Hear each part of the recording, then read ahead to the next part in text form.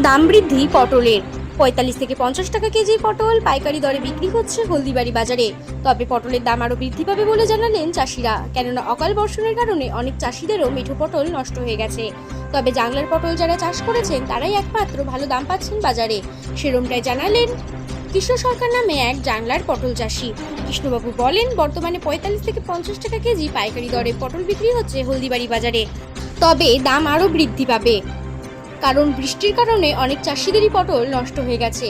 তবে এই বছর শুরু থেকেই পটলের যথেষ্ট চাহিদা এবং ভালো দাম পেয়ে পটল চাষিরাই লাভবান হবে বলে অভিমত প্রকাশ করলেন কৃষ্ণবাবু।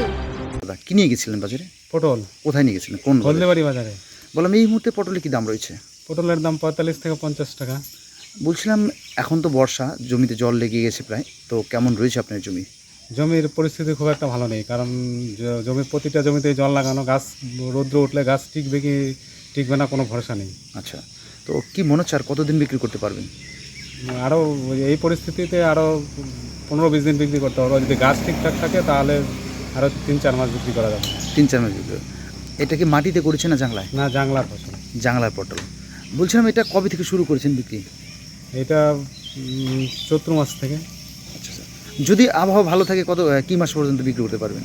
এটা একদম আশ্বিন কার্তিক মাস অবধি চলবে। আশ্বিন কার্তিক মাস অবধি চলবে। হ্যাঁ। বলছেন কি দাম কি আরও বাড়বে বলে মনে হচ্ছে? সম্ভাবনা খুব। দাম বাড়ার সম্ভাবনা?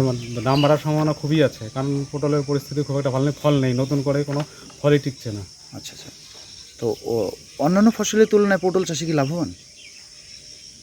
আপাতত যে পরিস্থিতি আছে তাতে খুব লাভবান। একটা লাভবান না, তবে লস হবে না কারো। তবে এই পরিস্থিতি যদি ভালো থাকতো তাহলে লাভবান হতো। লাভবান তো, দাম আরও বাড়লে তো লাভবান হবেন। অবশ্যই, কিন্তু ফল নেই গাছে।